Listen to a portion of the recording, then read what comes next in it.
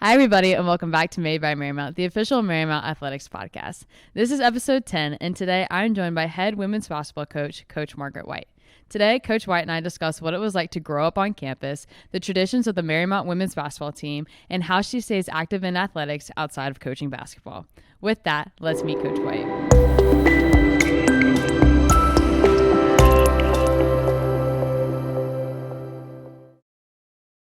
Hi, everybody, and welcome back to episode 9 of Made by Marymount. Today, I'm joined by a very special guest. I am joined by head women's basketball coach, Coach White. Coach White, how are you doing today? Great. How are you, Ella? I am fantastic. I'm excited to get to talk to you today, kind of hear about you and your history here at Marymount. And then plus, with basketball, and you've been here a couple of years, kind of like what you guys are looking forward to and your success last year. So with that, let's talk Coach White. Tell me a little bit about yourself outside of basketball. Yeah, I'm originally from nearby. I grew up in Burke, Virginia, which is about 25 minutes from here. Went to Robinson High School, big Fairfax County public high school. Went to college and played at Gettysburg College, Division III in Pennsylvania. Got right into coaching from there at a couple different stops, all in Division III as an assistant coach. And then before arriving at Marymount, I was the head coach at Ursinus College outside of Philadelphia. And then arrived here 2 years ago. Right. So you've kind of been all over the place with coaching. What is the biggest change in coaching you've seen in the different positions that you've had? I think times just changed, and I think there was also a pre-COVID and an after COVID. So just kind of some procedures and handling challenges and obstacles, and what maybe seemed like a big obstacle before COVID, we learned isn't such a big deal anymore. So really just learning how to navigate things. And each campus I've been on has been different. So learning how to navigate different campuses, different teams, different regions of the country. It's been really interesting and a good coaching education also. Talk about, you took the job in August or September. How unusual was that when Coach Ashley stepped down a couple years ago, right before the season started? Yeah, the timing of my arrival at Marymount was definitely unusual. I was preparing for another season with my team at Ursinus, and it was late August when I got a phone call from Marymount about this position opening back up. So it was definitely a kind of a once-in-a-lifetime experience for me personally, because I grew up essentially on this campus, which I know we can talk about in a little bit. So it was difficult because no matter where you are, you never want to leave a team, especially as we're preparing for a season. But at the same time, this was an opportunity that was really something I couldn't not explore. So it was very quick. We jumped right into things when I got here. It was almost time to start practicing, so hit the ground running. But it was great. I couldn't have asked for a better team to walk into. They were open arms from the beginning. So it really, for all the kind of craziness of the timing, it was as smooth as it possibly could have been given the circumstances. Right. So you talk about once in a lifetime kind of thing. And as you said before, you kind of grew up here. Tell me a little bit about what that was like, because you spent a little bit of your childhood here at Marymount. Tell me a little bit about that. Yeah, so my mom was the longtime director of the Student Health Center here for about 25 years or so. I think she retired. It's got to be 11 years ago at this point. And my sisters and I spent a lot of time on campus. Both my parents worked, and at the time, I think I was 2 or 3, and there was a daycare on campus. So I know they just opened up the new Early Learning Academy. Right. It actually, a version of it used to exist back in the day. Sister Magella was president at the time, and she established it. And it was really meant to give children a head start, but also help working women on campus to be able to have childcare and also have full-time positions on campus. So my sisters and I spent long days here running around. Marymount was kind of like my big playground. Right. And then even after we were no longer daycare aged and we could be in school, I was always at Marymount. Really fortunate to have the women's basketball team around also. Coach Finney was the coach back then, and he kind of let me come into practice. I came to a lot of games. Awesome. I went to every camp imaginable. He would, give us basketballs and T-shirts, and it kind of started to be my introduction to the sport. Right. And ever since then, Marymount was kind of always like my home court. There were summer leagues that ran out of here that I played in. It was just a team and a group and a campus that was just a second home to me and always has felt that way. So when I got to come back and be the head coach here, again, it was very personal. It means a lot to me to carry on the tradition that I had seen growing up. So it was a big deal to be asked to come here. So obviously, things change as like time goes on, but what has been some of the biggest changes you've seen at Marymount, whether it be like building wise or just be like environment all together? What are some of the changes that you've seen after coming back, after being gone for a little bit? Yeah, I mean, the campus has definitely grown, right? Physically, with buildings and the Ballston campus. Ballston way back in the day used to not be much, just one building, and now it's really exploded. So to see that kind of growth from a campus footprint perspective, our student body is bigger, even more diverse than it used to be back then. And I think that's really cool to see that Marymount is much more well-known than it was, both locally and nationally. Obviously added sports teams, a lot of teams having a lot of success, and that's fun to see it really expand in that way. So when you went to basketball camps here and you kind of, grew up around that Marymount basketball team, what are some of the things that you have kept with you from maybe those camps, watching those games, things like that you've brought maybe to your camps here today or your games and your practices now? Well, it's funny because even some drills that I would do before I came back to Marymount, I've discovered along the way actually somehow originated at Marymount. So they were in my head and I kind of thought they were original ideas, and then I'm discovering that they weren't because they originated here. So I think I absorbed a lot even as a kid from Coach Finney, even Coach Rogers, who was here before me, was actually a coach of mine. She was my assistant coach when I played at Gettysburg. Interesting. Yeah, so it all kind of comes full circle. So I feel like we share a lot of the same philosophies because we've been in the same environment. So absorbed a lot. I think things that I knew I was absorbing and things that I didn't realize I was absorbing. But the biggest thing I can say is the team culture aspect and what Marymount women's basketball represents, the tradition of success, but also the reputation in the community, our academic standards that we have as a program.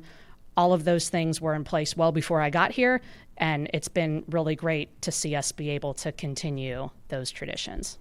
Yeah, Tommy.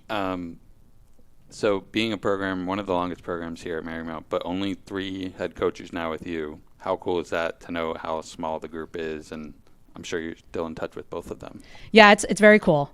We're a protective family, so to speak. It's nice because I do stay in touch with both Coach Rogers and Coach Finney. He calls a lot. He watches our games and always is ready to share his feedback. And our players know that, and they appreciate it. Our alums are really connected from different generations, and our players feel that.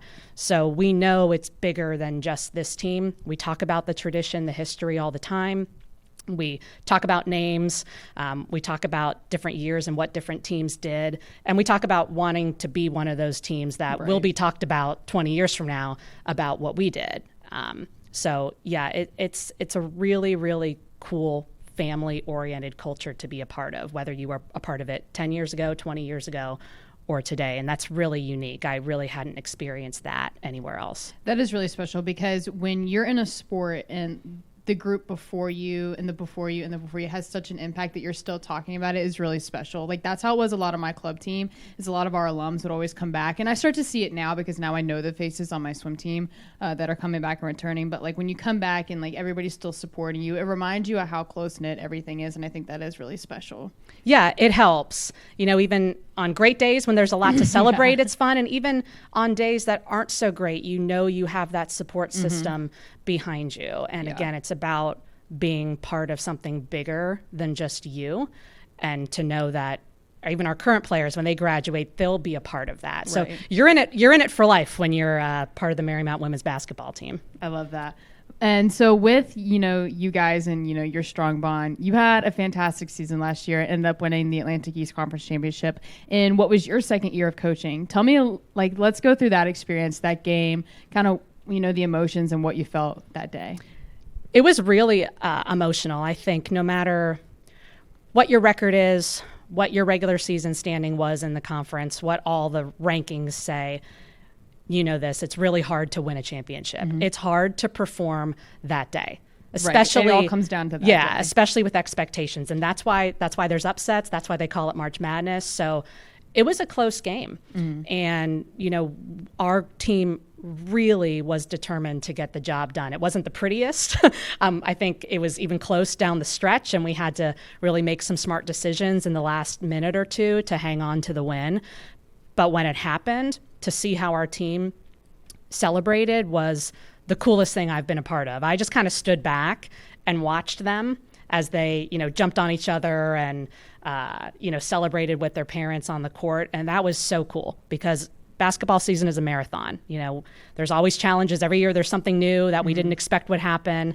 And to know that it was worth all of that work, to see how much it meant to the team and how just much joy was in the gym and the locker room. That was the coolest thing that I've been a part of. I have to agree with you on that. Looking back when we won too, when we were at St. Mary's, just remembering the feeling of running up to my teammates, you're just so excited. And I remember Natoli standing back and kind of just watching it all, smiling, everybody's just kind of taking it in a different way. And it is so many different emotions, and it's so exciting, and you're so happy that I feel sometimes too, it doesn't even hit you until after the fact too. You're kind of that just happened. It really doesn't, because especially in basketball, the NCAA tournament then comes quick. Right, it's a quick tournament. Right, you're finding out where you're going, who you're playing, what pod you're in. And so it very quickly turns from celebrating to, okay, now we have a lot more work to do. So there's not much time to celebrate, and it kind of hits you once the whirlwind of all that settles down. And so, with winning that championship, Marymount women's basketball has the most NCAA appearances. And so you guys, continued that trend last year. What is it like to, you talk about that close-knit team, but to have that expectation of you guys, you're one of the strongest teams here at Marymount. What is that kind of like? Yeah, it's not easy, right? I think our program has earned that expectation, but it also brings a challenge every day because we'll always have the target on our back. We get every team's best game. We also make sure that we schedule a really challenging non-conference schedule so that A, we're prepared to play at a high level, but B, we want to make sure we're in a position when it comes time to the NCAA tournament that we sit as high as possible in the regional rankings. So our strength of schedule really matters with that. So it's not easy ever because we play really strong non-conference and then we get every team's best game in conference. So there's really no time where you can sit back and relax and think that you're in the driver's seat. So I think, people always say having that kind of pressure is a privilege, and it is, but it also requires just a work attitude every single day. You can't think about what you should do. You've got to work on, what you can control today. And so that's what we try to do, is just work really hard every single day. And if you do that, hopefully you're putting yourself in a position to be successful. So at the end of a game, let's say, you guys did not have a successful game. Maybe you lost. You just thought you guys didn't play well. What are you going into the locker room and saying to your team? Are you kind of we'll talk about it tomorrow? What's your method of dealing with maybe a loss? Well, first we like to be tangible. So stats come in handy with that. We can always look back and break it down and pinpoint the areas that we need to get better at. And we have certain statistical standards that we hold ourselves to every game to measure that. So part of it's measurable. The other part is knowing that you've got to learn something from it. Right. It might sting as a loss. You get kind of that night to mope about it, but then you've got to figure out what you learned from it and make sure that you're ready to apply it to the next game. And if you're doing that, and we're still getting better every day, then again, you're going to put yourself in a good position by the time the end of the season comes. I like how you say you kind of have the night to mope about it, because I do this similar thing with swimming. If I have a bad race, cool. I kind of give myself a time frame where I can kind of be upset about it, and then okay, now I have to move on because I still have another meet coming up. I still have another race to do. I can't really sit here and be sad. Oh, I added time on this, or oh, I lost this game for you guys. You have to move on because you're still going. Yep, and we use a lot of film. There's a lot of good technologies these days where we can really analyze all those areas and apply it to the next game. So you're always able to bring something with you to the table for the next one.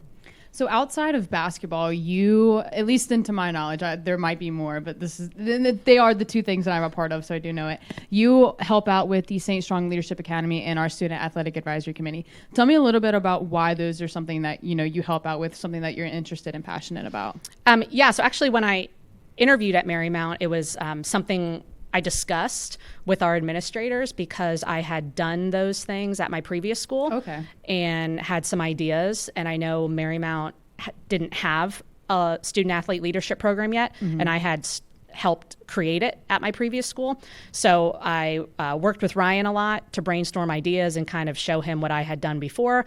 And then we really just teamed up on the leadership piece and have really had fun working together to develop that and bring it to Marymount.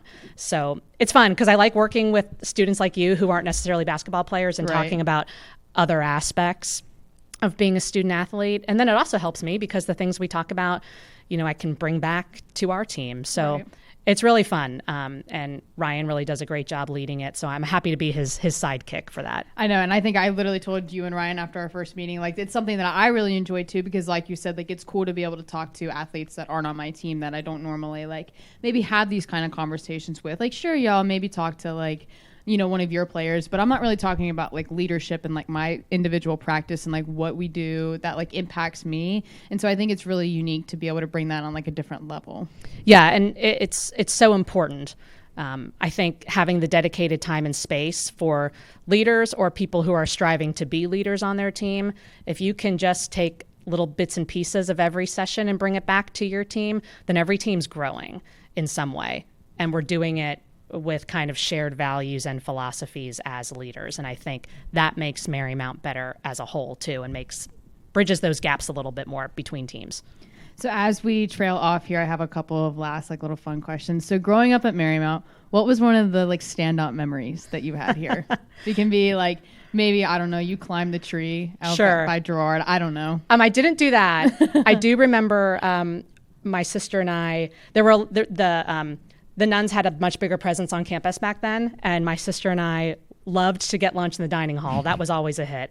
And there was a frozen yogurt machine. And I remember we were eating with one of the nuns, and I can't remember who it was, but we broke the frozen yogurt machine in the dining hall, and we were all there scrambling, trying to like figure out how to fix it. And we were just these little kids like in the dining hall with one of the nuns breaking the frozen yogurt machine. But there was a playground out near where Ostapenko is, actually where that gazebo is before you cross the walking bridge. That used to be like the daycare little playground. Okay. So sandbox, seesaw. You had a time there. Yeah, all those kind of things.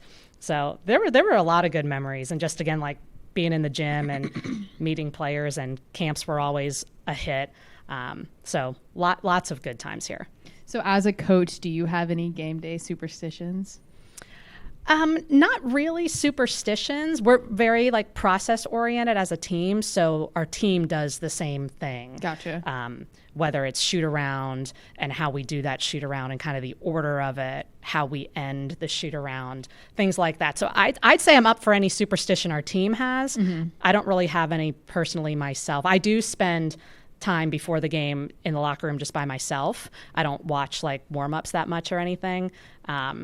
More so because I just think there's too much time on the clock, and I just want it to get to be game time. But I don't know if I'd call that a superstition. I just hide. Fair. Yeah. Fair. If it's public information, why does the team listen to Michael Jackson? Oh, Michael Jackson is a tradition. Yeah, I don't. There's no like secret about it. Michael Jackson, I believe, was established as important team music back in the Coach Finney days, and it just carried through. So there's some things like that are very historic in what we do. Interesting. So Michael Jackson music is one of those things. Interesting. Mm-hmm. I kind of just thought, like, I don't know, maybe the girls like Michael Jackson. No, it's been it's a long time tradition. Interesting. Yeah. So going back to that conference championship, what was one of like your favorite celebrations to watch like the players have? When I went down to the locker room after, and I should have seen it coming, but we walked in and everyone just started spraying their water bottles. So I got soaked. And then it was like freezing cold because it was like winter. So it's like freezing cold. And I walked back up just soaking wet. And I didn't have a change of clothes or anything. So that was really funny until I was freezing cold and soaking wet. Oh, guys, this is funny. Yeah, and then we realized the locker room was essentially flooded and we needed to clean that up. So yeah, it was literally snowing that day. Yeah. I remember the men's lacrosse game was snowing. Yeah. And here's Coach White like dripping in like Gatorade, like the Powerade water bottles that exactly. we Yeah, they got me good though. It was good. I should have seen it coming. Hey, I mean, it's one of those traditions, you know. At least it wasn't like Gatorade. Maybe it was at least it was just water. I know. At least it was water. There we It's go. true. There we go. Well, Coach White, I want to thank you so much for joining me today. I had a blast talking to you and learning a little bit about Marymount's past and, of course, the Marymount women's basketball history. And I'm really excited to see, you know, what your team and what you guys accomplished this year because I think you guys have a lot going for you. Awesome. Thank you. Me too.